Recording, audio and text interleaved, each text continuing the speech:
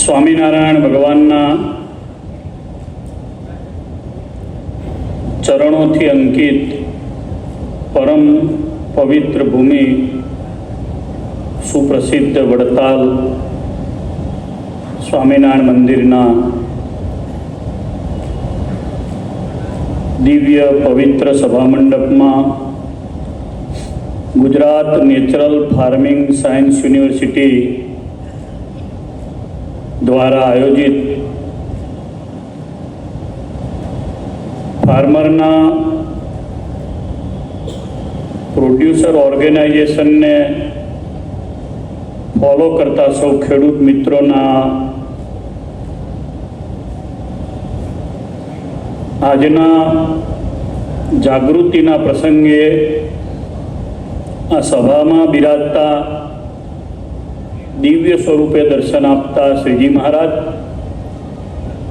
મંદિરમાં બિરાજતા શ્રી લક્ષ્મીનારાયણ દેવ, સ્વામિનારાયણ ભગવાન,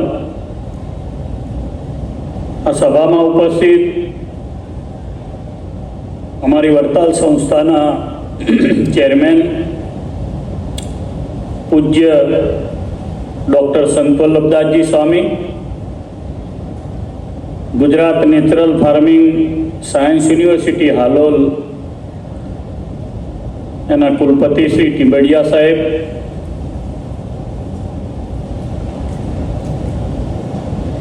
ડાયસ ઉપર વિરાજમાન સર્વે ગુર્જર સાહેબ વગેરે સૌ મહેમાનો, ગુજરાતભરમાંથી 400થી વધારે સંખ્યામાં ઉપસ્થિત જાગૃત ખેડૂત મિત્રો, ધર્મપ્રેમી સજ્જનો,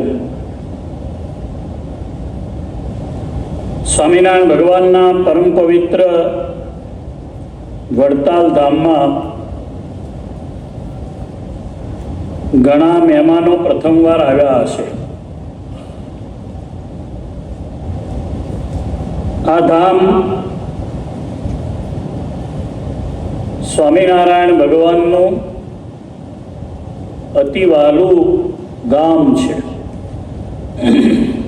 એટલે પ્રસિદ્ધ સ્વામિનારાયણ ભગવાનના મુખ્ય 8 કવિ સંતો પૈકી નિષ્કુળાનંદ સ્વામીએ પુરુષોત્તમ પ્રકાશ નામનો ગ્રંથ લખ્યો. એમાં સરસ મજાની પંક્તિ લખી છે વડતાલ વિશે. ગોવિંદને ગમતું સદા ગામ વડતાલ વિશેષ, જળ છાયા ફળ ફૂલ કરી ગુણવંત ગુર્જર દેશ. ગોવિંદને શું ગમે છે? તો કે એને લીલોતરી ગમે છે. ગોવિંદને શું ગમે છે? આપણા બધામાં ગોવિંદ રહ્યા છે અંદર. એમને શું ગમે છે? તાજું ફ્રૂટ ગમે છે. એને ફૂલ ગમે છે. તો આ બધું શામાંથી મળશે? તાજું ફળ, સુંદર મજાનું સુપાચ્ય અનાજ, જીવન પોષણ થાય એવી તમામ પ્રક્રિયા આજથી 200 વર્ષ પહેલા પણ ઉત્સવો કરવા હોય, કોઈ પ્રોગ્રામો કરવા હોય તો એ સહજાનંદ સ્વામી મહારાજ જગ્યાઓ એવી શોધાવતા કે જ્યાં જળ હોય, જ્યાં વૃક્ષ હોય, જ્યાં ફળ મળે, જ્યાં ફૂલ મળે, જ્યાં સુખાકારી હોય. અને આ બધું જ તમે જે આયોજનમાં જઈ રહ્યા છો નેચરલ ફાર્મિંગમાં, આ બધાનો પાયો ત્યાંથી શરૂ થાય છે એવું આપણને દેખાય છે. બહુ મોટો આ અદ્ભુત વિચાર જેને આવ્યો હશે ભૂતકાળમાં,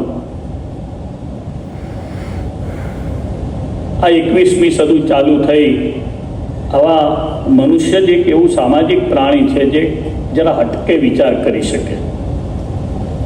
ખેતી તો પહેલાંય બધા કરતા હશે, પરંતુ જ્યારે ખેત પેદાશો બમણી 3 ગણી 10 ગણી કરવા માટેના વિચારો, ધનના કારણે, હું જેટલો સુખી રહું એના કારણે, અથવા તો મારું કુટુંબ જ સર્વોપરી એના કારણે જ્યારે થયો હશે, ત્યારે ઈશ્વરે કોઈનામાં પ્રવેશ કર્યો હશે. અને એ પ્રવેશ મેં શોધ્યું ક્યાંક, તો મને મળ્યું કે જાપાનથી આ વાર્તા શરૂ થઈ છે. 1940ની સાલમાં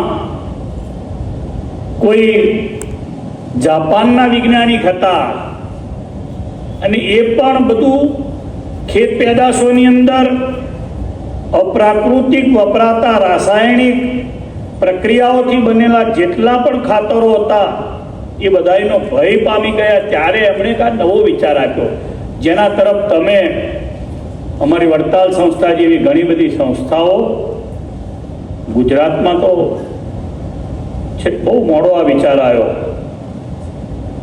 નેચરલ ફાર્મિંગનો. મેં થોડો જાણ્યું, સુભાષ પાલેકરજી લાવ્યા મહારાષ્ટ્રથી અહીંયા. તો આ મને લાગે છે કે એક આધ્યાત્મિક વિચાર છે.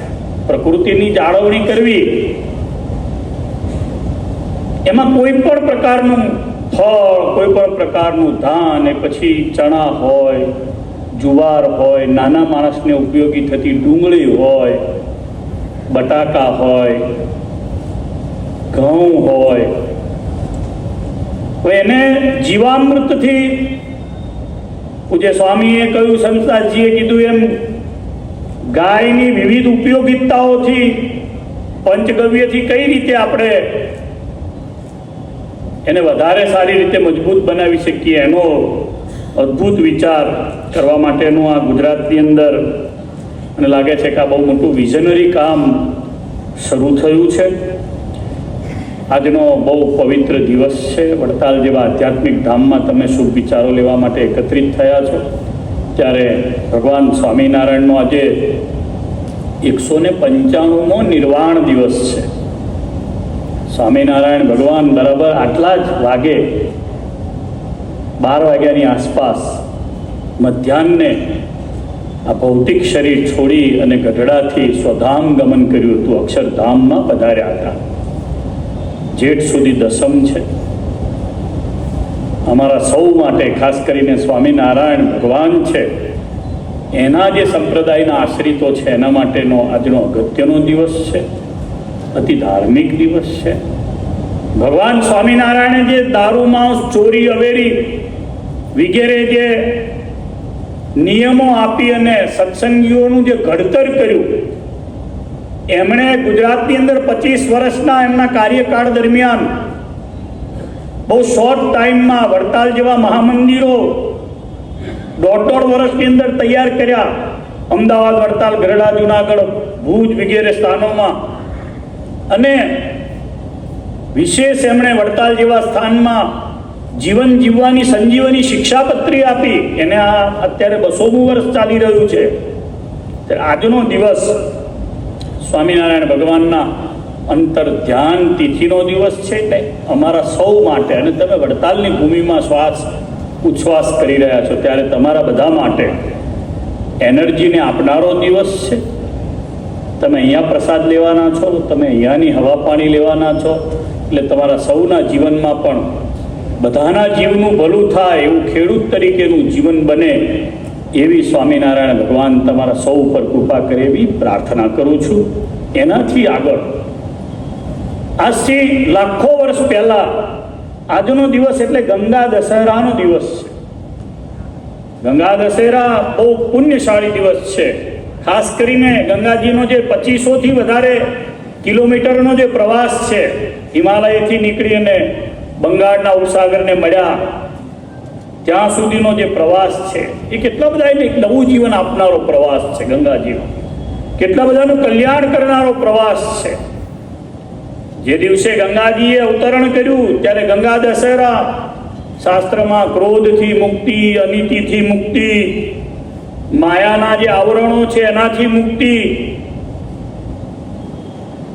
દૂર જે કપટના વિચારો છે એનાથી મુક્તિ, શાસ્ત્રોમાં કહેલા જે સિદ્ધાંતો છે જેને કહેવાય નારકી જીવન, ખરાબ જીવન, એનાથી મુક્તિ મેળવવાનો દિવસ એટલે આજનો આ ગંગા દશેરાનો પવિત્ર દિવસ છે. સરસ મજાનું હસ્ત નક્ષત્ર ચાલી રહ્યું છે, કન્યા રાશિમાં ચંદ્ર છે. આજની તારીખ, આજની તિથિ બધું જ પવિત્ર છે. તમે બહુ યોગ્ય જગ્યાએ ટીમડિયા સાહેબને આ સ્થાન પસંદ કરવાનો વિચાર આવ્યો. ભગવાનને પ્રાર્થના કરું, વિચારો બધા બહુ જ ઉચ્ચ કક્ષાના છે. અમે પણ સંતો આવા કોઈ કાર્યમાં ભાગીદાર થઈ શકીએ એવી અમને પણ ભગવાન શક્તિ આપે. અમારા પ્રવચનો દ્વારા, અમારી વાતો દ્વારા, અમારી કથાઓ દ્વારા, અમારા સંતોના વિચારો દ્વારા બધા જ ખેતીને કોઈને કોઈ જગ્યાએ વળગેલા છીએ. વડતાલ મંદિર પાસે આજથી 200 વર્ષ પહેલાં ખાલી વડતાલમાં 3,900 એકર જમીન હતી. અમારી ધોલેરાની અંદર 40,000 વીઘા જમીન હતી. અકલ્પનીય જમીનોથી જે તે વખતે રાજા મહારાજાઓએ, સ્વામિનારાયણ ભગવાનના આશ્રિતોએ સંપ્રદાયનું પોષણ કરેલું છે અને ત્યારે હજારો વીઘામાં ખેતી થતી હતી. અત્યારે પણ અમારું ડભાણ મંદિર હોય, અમારું વડતાલ મંદિર હોય, અમારું ધોલેરા મંદિર હોય, અમારું સારંગપુરનું મંદિર હોય, ગઢડાનું મંદિર હોય, જૂનાગઢનું મંદિર હોય, દરેક મંદિરોએ, ડાકોરનું નાનું મંદિર હોય તો પણ 10 વીઘા, ચાણોદનું મંદિર હોય તો પણ, અમે પંચેશ્વરમાં નવી જગ્યા સંભાળી છે તો પણ ત્યાં પણ 30, 40, 50 વીઘા જમીન બધી જગ્યાએ અમે કૃષિની સાથે ક્યાંક ને ક્યાંક જોડાયેલા છીએ. તો અમને પણ એવા શુભ વિચારો તમારા જેવા ખેડૂતોમાંથી મળે અને ખાસ કરીને ટીમડિયા સાહેબ એક સત્સંગી તરીકે તમે અહીંયા બધાને દર્શન કરવા માટે લાવ્યા. આવી સરસ મજાની વ્યવસ્થાનો સંપ્રદાય પણ આમાં ભાગ લઈ શકે છે. અમારી જે સંસ્થાએ આટલું સરસ મજાનું આયોજન કરેલું છે, કોઈને પણ આવી સભા કરવી હોય તો મને નથી લાગતું કે બીજી કોઈ ધર્મ સંસ્થાઓ પાસે આવા નેચરલ વિસ્તારમાં આવું કોઈ સરસ મજાનું આયોજન હોય. ધર્મ પણ મળે, અધ્યાત્મની સાથે પ્રકૃતિને કેવી રીતે જીવાય એ પણ મળે. આ બધા જ વિચારો ટીમડિયા સાહેબે રજૂ કર્યા. મારો સાહેબની સાથે કોઈ એક વખત હું દિલ્હી કોઈ પ્રોગ્રામમાં કોઈ ભૂપેન્દ્રજીને ત્યાં જતો હતો, યાદવ સાહેબને ત્યાં, અને મારે સાહેબને મળવાનું થયું અને સહેજે તિલક ચાંદલાએ અમારી ઓળખાણ કરાવી દીધી અને સાહેબ તમને બધાએ 400 જણાને અહીંયા આજે લઈ આવ્યા છે. ભગવાને પ્રાર્થના કરું સાહેબને ખૂબ શક્તિ આપે. તમને બધાઈને ઈશ્વર, સહજાનંદ સ્વામી મહારાજ, લક્ષ્મીનારાયણ દેવ, ભગવાન મહાદેવ દાદા, માં ગંગાજી આજના પરમ પવિત્ર દિવસે ખૂબ દિવ્ય શક્તિઓ આપે, જેથી આપણે પ્રકૃતિનો પૂર્ણ આનંદ ખેડૂત તરીકે તમે સૌ લઈ શકો. સૌને મારા ભાવથી જય સ્વામિનારાયણ.